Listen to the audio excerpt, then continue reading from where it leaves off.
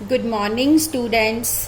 Caste accounting ਦੇ ਵਿੱਚ ਅਸੀਂ ਚੈਪਟਰ ਕਰ ਰਹੇ ਸੀ cost analysis concept and cost sheet. ਉਹ ਅਸੀਂ ਕੰਪਲੀਟ ਕਰ ਚੁੱਕੇ ਹਾਂ ਤੇ ਅੱਜ ਅਸੀਂ ਨਵਾਂ ਚੈਪਟਰ ਸਟਾਰਟ ਕਰਨਾ ਆ ਜਿਹੜਾ ਕੀ ਆ material purchase procedure store control and pricing of the material issue. Students ਅਸੀਂ ਕਾਸਟ ਸ਼ੀਟ ਦੇ ਵਿੱਚ ਪੜ੍ਹਿਆ ਕਿ ਜਿਹੜੀ ਸਾਡੀ ਕਾਸਟ ਆ ਉਹਦੇ ਤਿੰਨ ਮੇਜਰ ਐਲੀਮੈਂਟਸ ਹੈਗੇ ਆ ਮਟੀਰੀਅਲ ਲੇਬਰ ਤੇ ਐਕਸਪੈਂਸਿਸ। ਅੱਜ ਅਸੀਂ ਉਸ ਪਹਿਲੇ ਐਲੀਮੈਂਟ ਨੂੰ ਡਿਟੇਲ ਦੇ ਵਿੱਚ ਡਿਸਕਸ ਕਰਾਂਗੇ। ਸਟੂਡੈਂਟਸ ਮਟੀਰੀਅਲ ਜਿਹੜਾ ਆ ਕਾਸਟ ਦਾ ਬਹੁਤ ਹੀ ਇੰਪੋਰਟੈਂਟ ਐਲੀਮੈਂਟ ਹੈਗਾ ਆ। ਅਗਰ ਅਸੀਂ ਕੁਝ ਵੀ ਪ੍ਰੋਡਿਊਸ ਕਰਨਾ ਆ ਤਾਂ ਬਿਨਾਂ ਮਟੀਰੀਅਲ ਤੋਂ ਅਸੀਂ ਕੁਝ ਵੀ ਪ੍ਰੋਡਿਊਸ ਜਿਹੜਾ ਹੈਗਾ ਆ ਨਹੀਂ ਕਰ ਸਕਦੇ।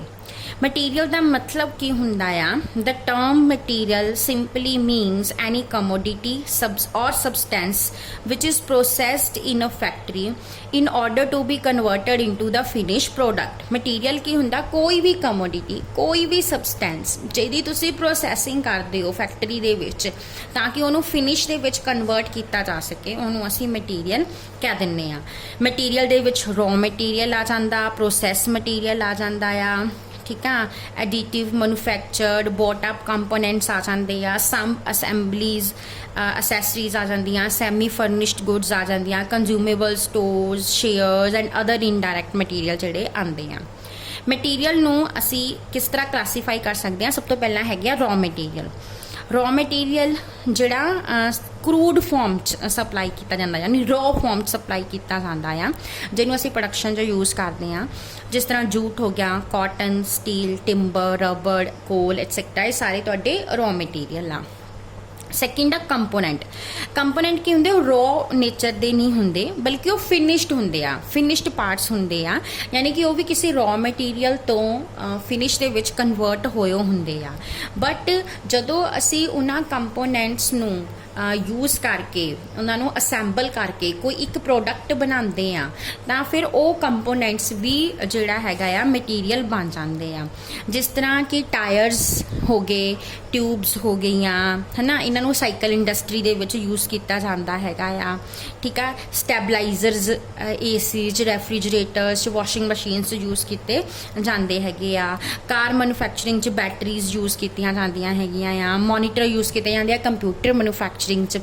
ਅਦਰਵਾਈਜ਼ ਇਹ ਸਾਰੇ ਕੀ ਆ? ਵੈਸੇ ਤਾਂ ਇਹ ਫਿਨਿਸ਼ਡ ਪ੍ਰੋਡਕਟਸ ਨੇ ਬਟ ਇਹ ਉਸ ਪਰਟੀਕੂਲਰ ਇੰਡਸਟਰੀ ਦੇ ਲਈ ਰॉ ਮਟੀਰੀਅਲ ਬਣ ਜਾਂਦੇ ਆ ਕਿਉਂਕਿ ਉੱਥੇ ਇਹ ਐਜ਼ ਅ ਮਟੀਰੀਅਲ ਯੂਜ਼ ਹੋ ਰਹੇ ਨੇ ਕੋਈ ਫਾਈਨਲ ਪ੍ਰੋਡਕਟ ਤਿਆਰ ਕਰਨ ਦੇ ਲਈ। ਨੈਕਸਟ ਆਉਂਦੇ ਆ ਟੂਲਸ। ਟੂਲਸ ਉਹ ਅਪਲਾਇੰਸਸ ਹੁੰਦੇ ਆ ਜਿਨ੍ਹਾਂ ਨੂੰ ਅਸੀਂ ਮੈਨੂਫੈਕਚਰਿੰਗ ਆਪਰੇਸ਼ਨਸ 'ਚ ਯੂਜ਼ ਕਰਦੇ ਆ, ਸਿਰਫ ਯੂਜ਼ ਕੀਤੇ ਜਾਂਦੇ ਆ। ਹੈਮਰ, ਸਕਰੂ ਡਰਾਈਵਰਸ ਵਗੈਰਾ। ਉਸ ਤੋਂ ਇਲਾਵਾ ਸਪੇਅਰ ਪਾਰਟਸ ਆ ਜਿਹੜੇ ਕਿ ਪਲਾਂਟ ਐਂਡ ਮਸ਼ੀਨਰੀ ਨੂੰ ਮੇਨਟੇਨ ਕਰਨ ਲਈ ਯੂਜ਼ ਕੀਤੇ ਜਾਂਦੇ ਆ ਤੇ ਪ੍ਰੋਡਕਸ਼ਨ ਦੀ ਸਮੂਥ ਰਨਿੰਗ ਲਈ ਯੂਜ਼ ਕੀਤੇ ਜਾਂਦੇ ਆ। ਨੈਕਸਟ ਹੈਗੇ ਆ ਕੰਜ਼ਿਊਮੇਬਲ ਸਟੋਰਸ। ਕੰਜ਼ਿਊਮੇਬਲ ਸਟੋਰਸ ਉਹ ਆਈਟਮਸ ਆ ਜਿਹੜੀਆਂ ਕਿ ਮਸ਼ੀਨਾਂ ਨੂੰ ਸਮੂਥਲੀ ਚਲਾਉਣ ਲਈ ਸਾਨੂੰ ਚਾਹੀਦੀਆਂ ਆ, ਜਿੱਦਾਂ ਲੂਬਰੀਕੈਂਟ ਆਇਲਸ ਹੋ ਗਏ, ਕਾਟਨ ਵੇਸਟ ਹੋ ਗਈ, ਬਰੂਮਸ ਹੋ ਗਏ, ਠੀਕ ਆ। ਹੁਣ ਇਹ ਜਿਹੜਾ ਮਟੀਰੀਅਲ ਇਹ ਹੋ ਗਈ ਮਟੀਰੀਅਲ ਦੀ ਡਿਫਰੈਂਟ ਟਾਈਪ ਦੀ ਕੈਟੇਗਰੀਜ਼। ਹੁਣ ਆ ਕਿ ਮਟੀਰੀਅਲ ਦੋ ਤਰ੍ਹਾਂ ਦਾ ਹੁੰਦਾ, ਇੱਕ ਡਾਇਰੈਕਟ ਮਟੀਰੀਅਲ ਹੁੰਦਾ ਆ ਤੇ ਇੱਕ ਇਨਡਾਇਰੈਕਟ ਮਟੀਰੀਅਲ ਹੁੰਦਾ। ਵੈਸੇ ਮੈਂ ਤੁਹਾਨੂੰ ਪਿਛਲੇ ਚੈਪਟਰ 'ਚ ਹੀ ਐਕਸਪਲੇਨ ਕਰ ਚੁੱਕੀ ਹਾਂ ਕਿ ਡਾਇਰੈਕਟ ਮਟੀਰੀਅਲ ਉਹ ਮਟੀਰੀਅਲ ਹੁੰਦਾ ਆ ਜਿਹਨੂੰ ਤੁਸੀਂ ਕਿਸੇ ਪ੍ਰੋਡਕਟ ਦੇ ਵਿੱਚ ਆਇਡੈਂਟੀਫਾਈ ਕਰ ਸਕਦੇ ਹੋ, ਜਿਹਨੂੰ ਤੁਸੀਂ ਕਿਸੇ ਪ੍ਰੋਡਕਟ ਦੇ ਵਿੱਚ ਦੇਖ ਸਕਦੇ ਹੋ, ਠੀਕ ਆ, ਔਰ ਜਿਹਨੂੰ ਤੁਸੀਂ ਮੈਜ਼ਰ ਕਰ ਸਕਦੇ ਹੋ ਕਿ ਉਹ ਉਸ ਪ੍ਰੋਡਕਟ ਦੇ ਵਿੱਚ ਕਿੰਨਾ ਲੱਗਿਆ ਹੋਇਆ ਆ। ਤੇ ਇਨਡਾਇਰੈਕਟ ਮਟੀਰੀਅਲ ਉਹ ਮਟੀਰੀਅਲ ਹੁੰਦਾ ਆ ਜਿਹਨੂੰ ਤੁਸੀਂ ਦੇਖ ਨਹੀਂ ਸਕਦੇ ਕਿਸੇ ਵੀ ਪ੍ਰੋਡਕਟ ਦੇ ਵਿੱਚ ਤੇ ਨਾ ਹੀ ਤੁਸੀਂ ਉਹਦੀ ਮੈਜ਼ਰਿੰਗ ਕਰ ਸਕਦੇ ਹੋ ਕਿ ਉਹ ਪ੍ਰੋਡਕਟ ਬਣਾ ਲਓ ਇਨਡਾਇਰੈਕਟ ਮਟੀਰੀਅਲ ਕਿੰਨਾ ਲੱਗਿਆ, ਠੀਕ ਆ। ਸੋ ਡਾਇਰੈਕਟ ਮਟੀਰੀਅਲ ਜਿੱਦਾਂ ਸਾਰਿਆ ਰॉ ਮਟੀਰੀਅਲ ਜਿਹੜੇ ਕੰਪੋਨੈਂਟਸ ਹੈਗੇ ਆ ਇਹ ਸਾਰੇ ਕੀ ਹੁੰਦੇ ਆ? ਸਾਡੇ ਡਾਇਰੈਕਟ ਮਟੀਰੀਅਲ ਹੁੰਦੇ ਆ। ਡਾਇਰੈਕਟ ਤੇ ਇਨਡਾਇਰੈਕਟ ਮਟੀਰੀਅਲ ਜਿਹੜਾ ਅਸੀਂ ਪਰਚੇਜ਼ ਕਰਦੇ ਆ ਉਹ ਡਿਫਰੈਂਟ ਜੌਬਸ ਨੂੰ ਡਿਫਰੈਂਟ ਵਰਕ ਆਰਡਰਸ ਨੂੰ ਡਿਪਾਰਟਮੈਂਟਸ ਨੂੰ ਇਸ਼ੂ ਕੀਤਾ ਜਾਂਦਾ ਆ ਪ੍ਰੋਡਕਸ਼ਨ ਦੇ ਵਾਸਤੇ ਜਦੋਂ ਵੀ ਉਹਦੀ ਲੋੜ ਹੁੰਦੀ ਆ, ਠੀਕ ਆ। ਜਿਹੜੇ ਸਾਡੇ ਫਿਨਿਸ਼ਡ ਗੁੱਡਸ ਹੁੰਦੀਆਂ ਹੈਗੀਆਂ ਉਹ ਡਾਇਰੈਕਟਲੀ ਸੇਲ ਨੂੰ ਜਾਂਦੀਆਂ ਹੈਗੀਆਂ। ਸੋ ਫਿਨਿਸ਼ ਗੁੱਡਸ ਨੂੰ ਅਸੀਂ ਐਜ਼ ਅ ਸਟਾਕ ਟ੍ਰੀਟ ਕਰਦੇ ਆ, ठीक है। सो ज़्यादातर असी किहड़ी टर्म यूज़ करनी है मटीरियल लई, असी टर्म यूज़ करनी है इन्वेंटरी। इन्वेंटरी दे विच स्टॉक भी आ जाता है, सिर्फ रॉ मटीरियल का नहीं बल्कि store, spares, WIP, finish goods, ये सारा स्टॉक जिहड़ा है इन्वेंटरी दे विच आ जाता है। ठीक है स्टूडेंट्स। सो मटीरियल जिहड़ा कि फिनिश प्रोडक्ट का पार्ट बनता है उन्होंने असी डायरैक्ट मटीरियल कह दिंदे आ। ठीक है। और इनडायरैक्ट मटीरियल किहड़ा हैगा आ जिहड़ा कि फिनिश प्रोडक्ट दे विच यूज़ तां होया आ बनाउण दे लई, बट वो फिनिश प्रोडक्ट का पार्ट जिहड़ा आ नहीं बनता। सो स्टूडेंट्स जिहड़ा साडा मटीरियल आ वो इहो जिहियां फिजिकल कमोडिटीज़ आ जिन्हों असी मैन्युफैक्चर करन दे लई, फाइनल प्रोडक्ट्स मैन्युफैक्चर करन दे लई यूज़ करदे आ। सो ये किसी भी प्रोडक्शन का जिहड़ा आ स्टार्टिंग पॉइंट आ, तुहाडी प्रोडक्शन जिहड़ी आ इहदे तो ही शुरू हुंदी आ। सो मटीरियल नूं असी जिहड़ा हैगा आ कंट्रोल करना साडे लई बहुत ज़्यादा जरूरी आ, क्योंकि मटीरियल जिहड़ा आ वो कंट्रोलेबल इनपुट आ। मटीरियल दे दो फीचर्स हुंदे आ। सब तो पहला है कि इन्वेंट्रीएबल आ, मतलब कि ये वेस्ट नहीं हुंदा भी टाइम दे नाल, चाहे तुसी इहनूं यूज़ करो या ना करो। दूसरा आ कि मटीरियल नूं तुसी अलग अलग क्वांटिटी दे विच फॉर्म की रिक्वायरमेंट के अकॉर्डिंग जिहड़ा हैगा आ परचेज कर सकते हो, बल्कि तुसी लेबर नूं इस तरह नाल नहीं कर सकते। सो ज़्यादातर प्रोडक्शन दे विच कॉस्ट का जिहड़ा 60% पोर्शन हुंदा आ वो काहदा हुंदा आ, मटीरियल दा हुंदा। हुण इन्हां ने तुहानूं अलग अलग इंडस्ट्री ग्रुप दिते हुए आ ते उहदे विच एवरेज मटीरियल दी एक्सपेंडिचर दी डिटेल दित्ती आ, जिस तरह cotton, yarn, earth moving equipment, sugar, wool, jute, इहो जिही इंडस्ट्री 65% नालों ज़्यादा कॉस्ट मटीरियल ते लगदी आ। कॉटन, टैक्सटाइल और bread 60 to 65%, engineering and non ferrous 55 to 60, ship building भी 50 to 55, pharmaceutical 45 to 50 and steel and newspapers 40 to 45। हुण स्टूडेंट्स इस चैप्टर दे विच एक इंपॉर्टेंट टॉपिक जो कवर करना जरूरी आ वो हैगा परचेज दा प्रोसीजर, कि मटीरियल नूं परचेज करन दे लई किहड़ा प्रोसीजर जिहड़ा हैगा वो यूज़ कीता जांदा आ। और स्टूडेंट्स ये क्वेश्चन तुहानूं थ्योरी दे विच भी 15 नंबर दे विच आ सकता है। हुण परचेज जिहड़ी हैगी आ ज़्यादातर परचेज डिपार्टमेंट द्वारा की जाती आ। सो परचेज डिपार्टमेंट ऑर्गेनाइजेशन का एक बहुत ही इंपॉर्टेंट डिपार्टमेंट हुंदा आ, क्योंकि इन्हें पूरी ऑर्गेनाइजेशन लिए डिफरेंट टाइप के रॉ मटीरियल्स की परचेज करनी हुंदी आ। सो प्रोडक्शन जिहड़ी हैगी आ वो डिपेंड करती है इस परचेज डिपार्टमेंट ते कि परचेज डिपार्टमेंट किन्ना क एफिशेंटली जिहड़ा आ परचेज कर रहा आ। सो परचेजिंग जिहड़ी हैगी आ बहुत ही इंपॉर्टेंट फंक्शन हुंदा आ किसी भी ऑर्गेनाइजेशन दे विच। सो स्टूडेंट्स जिहड़ा साडे परचेज डिपार्टमेंट का हैड हुंदा आ उहनूं परचेज मैनेजर कहा जाता है या सप्लाई मैनेजर कहा जाता है या चीफ बायर कहा जाता है। कुछ ऑर्गेनाइजेशन दे विच जिहड़ियां छोटियां ऑर्गेनाइजेशन आ उहदे विच कोई सैपरेट परचेज डिपार्टमेंट नहीं हुंदा। उहदे विच की हुंदा आ कि एक परचेज मैनेजर या एक परसन हायर किया जाता है जिहड़ा कि सारी परचेजिस करता है। बट जिहड़ियां वड्डियां ऑर्गेनाइजेशनस हुंदियां बिग ऑर्गेनाइजेशन उन्हां दे सैपरेट परचेज डिपार्टमेंट्स हुंदे आ जिहड़े कि अलग अलग डिपार्टमेंट्स लई परचेज करते आ। सो परचेज डिपार्टमेंट का बेसिक ऑब्जेक्टिव की आ, सब तो पहला तो है कि मटीरियल नूं कंटीन्यूसली अवेलेबल करना ताकि मटीरियल दे करके प्रोडक्शन जिहड़ी आ वो ना रुके। सैकेंड आ कंपीटेटिव प्राइसिस ते मटीरियल परचेज करना तो इकनोमिकली प्राइसिस ते परचेज करना। उस तो इलावा थर्ड की हैगा आ रीजनेबल क्वांटिटीज मटीरियल परचेज करना ताकि मिनिमम क्वांटिटी लैवल जिहड़ा मेनटेन किया जा सके। फोर्थ आ प्रॉपर क्वालिटी मटीरियल की परचेज करना ताकि मिनिमम वेस्ट होवे। फिफ्थ है कि सप्लायर्स के नाल अच्छे रिलेशनशिप बना के रखने ताकि बेस्ट टर्म्स के मटीरियल जिहड़ा खरीदिया जा सके।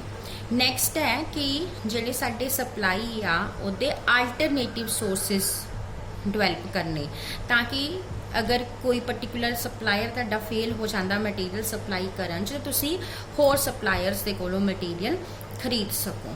उस तो बाद आ कि परचेज करन दा मोस्ट एडवांटेजिस मैथड जिहड़ा हैगा वो अडॉप्ट करना ताकि मटीरियल दी स्मूथ डिलीवरी जिहड़ी आ इंश्योर की जा सके। एंड नैक्सट आ एज अ इनफॉर्मेशन सेंटर जिहड़ा हैगा आ सर्व करना, ताकि मटीरियल दे प्राइसिस बारे, सोर्सिस ऑफ सप्लाई दे बारे, स्पैसीफिकेशनस दे बारे, मोड ऑफ डिलीवरी दे बारे नॉलेज जिहड़ी आ दित्ती जा सके। नैक्सट आ सेंट्रलाइज्ड परचेजिंग। परचेजिंग जिहड़ी आ सेंट्रलाइज्ड भी हो सकती आ ते डीसेंट्रलाइज्ड भी हो सकती आ। सेंट्रलाइज्ड परचेज डिपार्टमेंट का मतलब की आ कि हर तरह का परचेज फंक्शन जिहड़ा आ वो किसी एक डिपार्टमेंट के थ्रू ही किया जाएगा। सो जिन्नियां भी परचेजिज हैगियां ऑर्गेनाइजेशन दे लई वो सारियां दियां सारियां परचेजिज कोई एक डिपार्टमेंट ही करेगा। सो उन्होंने असीं कह दिंदे आ सेंट्रलाइज परचेज डिपार्टमेंट।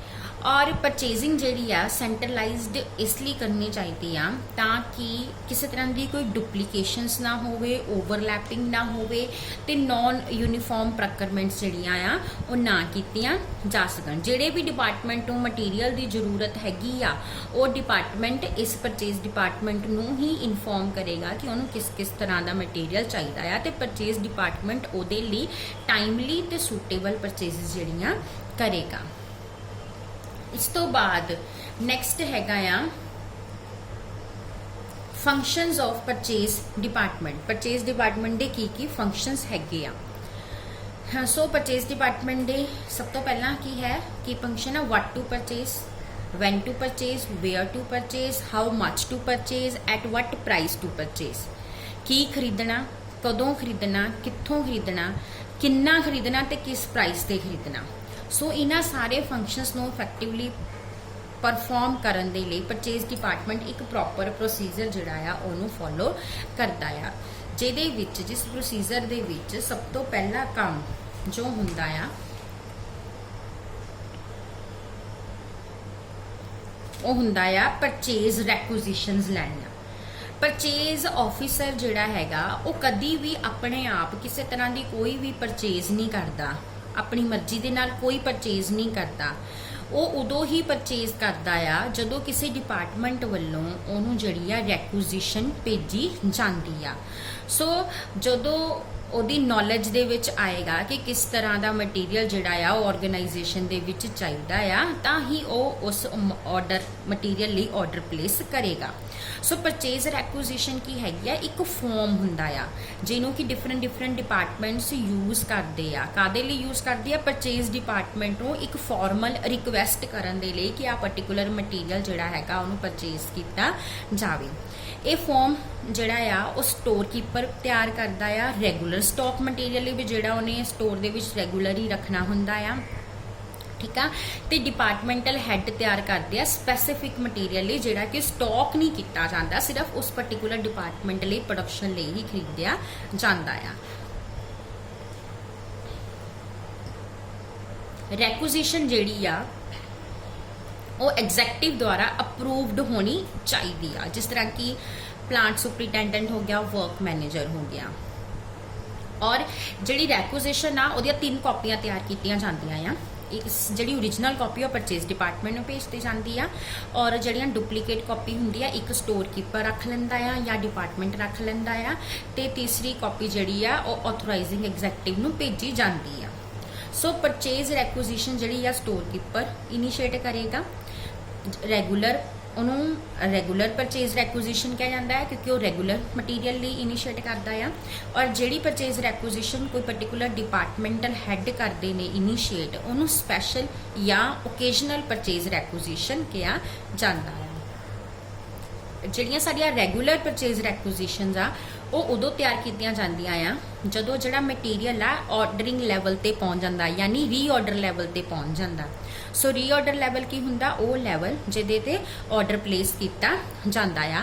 ये इसलिए किया जाता कि ताकि मटीरियल की किसी तरह की कोई भी शॉर्टेज जिहड़ी आ वो ना होवे। सो परचेज जिहड़ी रैकुजिशन आ उहदे विच किहड़ी इनफॉर्मेशन जिहड़ी प्रोवाइड करनी जरूरी आ। सब तो पहला भी किस तरह का मटीरियल चाहिए आ, मटीरियल की डिस्क्रिप्शन देनी पेगी, उहदा स्टोर कोड नंबर देना पेगा। सैकेंड आ वैन भी कदों मटीरियल खरीदना आ उहदा एग्जैक्टली टाइम जिहड़ा हैगा देना पेगा ताकि मटीरियल की शॉर्टेज ना होवे। ते थर्ड हैगा आ कि हाउ मच कितना मटीरियल जिहड़ा आ खरीदना आ। उस तो बाद नैक्सट स्टैप जिहड़ा हुंदा आ परचेज डिपार्टमेंट जो करता वो हैगा exploring the source of supply and choosing the supplier. हुण की करना आ, उन्हें सोर्स फाइंड आउट करना आ भी कित्थों कित्थों सानू ये पर्टिकुलर मटीरियल जिहड़ा आ मिल सकदा जो कि परचेज एक्विजिशन च डिमांड किया गया आ। ज़्यादातर परचेज डिपार्टमेंट की करते आ, वो हर तरह के मटीरियल लिए सप्लायर्स की लिस्ट जिहड़ी आ उन्हां दे नाम ते विद एड्रैसिस तैयार करके रखते आ। उन्हां दे कोलों कोटेशनस भी डिमांड कर सकते आ, टेंडर्स भी इनवाइट किए जा सकते आ। ते जदों कोटेशनस रिसीव कर लियां जाणगियां फिर उन्हां दी एक कंपैरेटिव स्टेटमेंट प्रिपेयर की जाऊगी ताकि ये फाइंड आउट किया जाए कि किहड़ा सप्लायर जिहड़ा आ वो सिलैक्ट किया जाऊगा।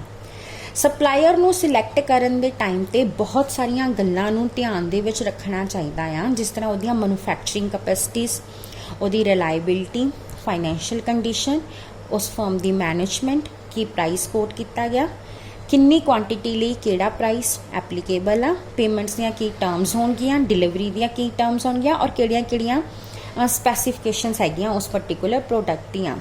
जदों जे सारे फैक्टर सेम होण फिर जस्ट असी प्राइस कोटेड देखते हैं, जिहदा लोएस्ट प्राइस हुंदा उहनूं सिलैक्ट कर लिया जांदा आ। सो स्टूडेंट्स सप्लायर नूं सिलैक्ट करन तो बाद परचेज मैनेजर जिहड़ा हैगा आ वो की करदा आ, जो भी उन्हें कोटेशन भेजी आ या उहदे पास्ट रिकॉर्ड आ वो सारियां दे बारे प्रॉपर इन्फॉर्मेशन जिहड़ी आ कैलकुलेट करदा आ। ठीक आ।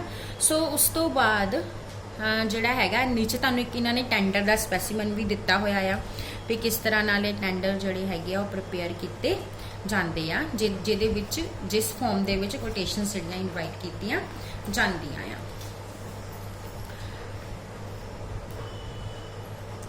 नैक्सट आ कि सप्लायर्स की पीरियडिकल इवैल्यूएशन करनी भी जरूरी आ। जिहदी परफॉर्मेंस सानू बैड लगती आ क्वालिटी वाइज या डिलीवरी टाइम वाइज या सेल पॉलिसीज़ अच्छियां नहीं आ या उहदे प्राइसिस अच्छे नहीं हैगे, उन्होंने सप्लायर्स की लिस्ट के विचों रिमूव कर देना चाहिए आ। उस तो बाद आ कि जो साडा मटीरियल हैगा आ उन्होंने परचेज किया जा सकता है ओपन टेंडर मैथड नाल, लिमिटेड टेंडर मैथड नाल ते सिंगल टेंडर मैथड दे नाल। ओपन टेंडर मैथड की हुंदा आ, इहदे विच कोटेशनस जिहड़ियां इनवाइट कीतियां जांदियां बहुत सारियां पार्टीज़ कोलों, किद्दां न्यूज़पेपर दे विच एडवरटाइजमेंट दे के कोई भी पर्सन जिहड़ा आ उहदे लई अप्लाई कर सकदा आ।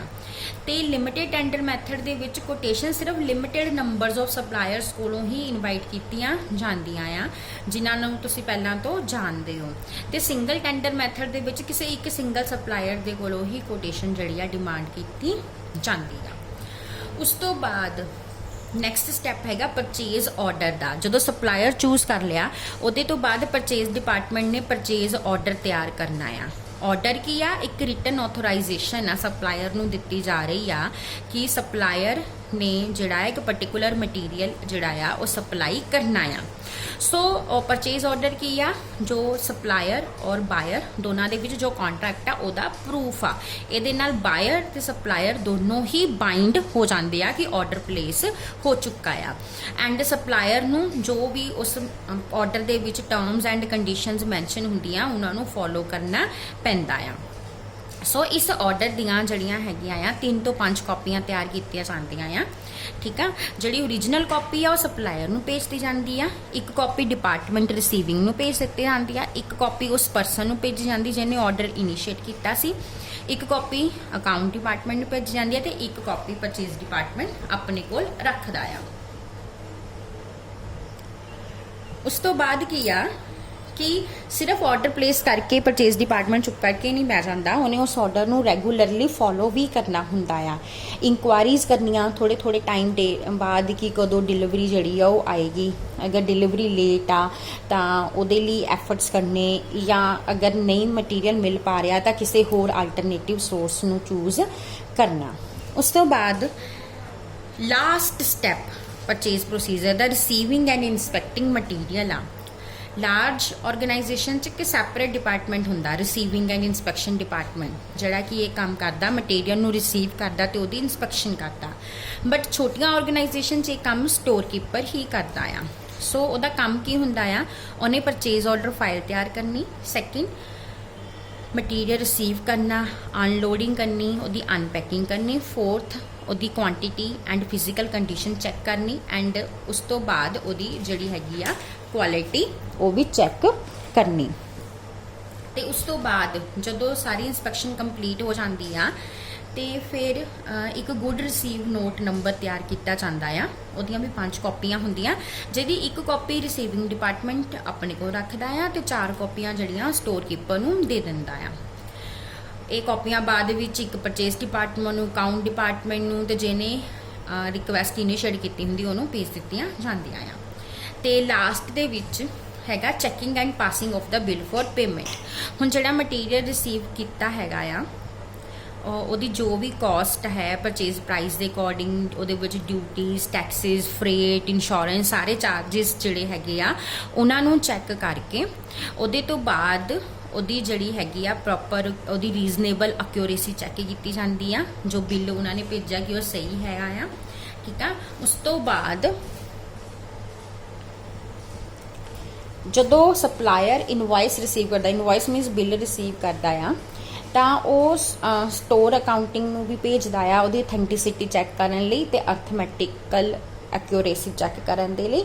ਜੋ ਵੀ ਕੁਆਂਟੀਟੀ ਮੈਂਸ਼ਨ ਹੁੰਦੀ ਆ ਉਹ ਸਟੋਰ ਰਿਸੀਵ ਨੋਟ ਦੇ ਨਾਲ ਚੈੱਕ ਕੀਤੀ ਜਾਂਦੀ ਆ। ਜੋ ਪ੍ਰਾਈਸ ਦਿੱਤਾ ਹੁੰਦਾ ਉਹ ਪਰਚੇਜ਼ ਆਰਡਰ ਦੇ ਨਾਲ ਚੈੱਕ ਕੀਤਾ ਜਾਂਦਾ ਆ। ਉਹਦੇ ਵਿੱਚ ਜਿਹੜੀਆਂ ਐਡਜਸਟਮੈਂਟਸ ਹੈਗੀਆਂ, ਡਿਸਕਾਊਂਟ, ਟਰਾਂਸਪੋਰਟ ਚਾਰजेस, ਉਹ ਸਾਰੀਆਂ ਕੀਤੀਆਂ ਜਾਂਦੀਆਂ। ਸੋ ਕਿਹੜੇ ਪੁਆਇੰਟਸ ਨੂੰ ਨੋਟ ਕੀਤਾ ਜਾਂਦਾ? Trade discount, quantity discount, cash discount, transport charges ਕਿੰਨੇ ਲੱਗੇ, ਇੰਸ਼ੋਰੈਂਸ ਚਾਰजेस ਕਿੰਨੇ, GST ਕਿੰਨੀ ਲੱਗੇ, ਕੋਈ ਇੰਟਰਸਟ ਤਾਂ ਨਹੀਂ ਹੈਗਾ, ਕੰਟੇਨਰ ਸੀ ਕੀ ਕਾਸਟ ਆ ਜਾਂ ਸਬਸਿਡੀ ਵਗੈਰਾ। ਜਦੋਂ ਇਹ ਸਾਰਾ ਕੁਝ ਵੈਰੀਫਾਈ ਕਰ ਲਿਆ ਜਾਂਦਾ ਆ, ਬਿੱਲ ਦੀ ਆਥੈਂਟਿਸਿਟੀ ਚੈੱਕ ਕਰ ਲਈ ਜਾਂਦੀ, ਉਹਦੀ ਅਰਥਮੈਟਿਕ ਐਕਿਊਰੇਸੀ ਚੈੱਕ ਕਰ ਲਈ ਜਾਂਦੀ ਆ, ਤਾਂ ਉਹਦੇ ਤੋਂ ਬਾਅਦ store accounting section finally bill ਨੂੰ ਅਪਰੂਵ ਕਰ ਦਿੰਦਾ ਆ, ਸਰਟੀਫਾਈ ਕਰ ਦਿੰਦਾ ਆ ਤੇ ਉਸ ਇਨਵੋਇਸ ਨੂੰ ਪੇਮੈਂਟ ਲਈ ਪਾਸ ਕਰ ਦਿੰਦਾ ਆ, ਜਿਹਦੇ ਬੇਸਿਸ ਤੇ ਕੈਸ਼ੀਅਰ ਜਿਹੜਾ ਆ ਪੇਮੈਂਟ ਕਰ ਦਿੰਦਾ ਆ। ਸੋ ਪੇਮੈਂਟ ਜਿਹੜੀ ਆ ਪਰਚੇਜ਼ ਆਰਡਰ ਦੇ ਅਕੋਰਡਿੰਗ ਕੀਤੀ ਜਾਂਦੀ ਆ। ਸੋ ਇਹਦੇ ਨਾਲ ਹੀ ਸਾਡਾ ਇਹ ਪਰਚੇਜ਼ ਪ੍ਰੋਸੀਜਰ ਜਿਹੜਾ ਹੈਗਾ ਉਹ ਕੰਪਲੀਟ ਹੁੰਦਾ। Thank you.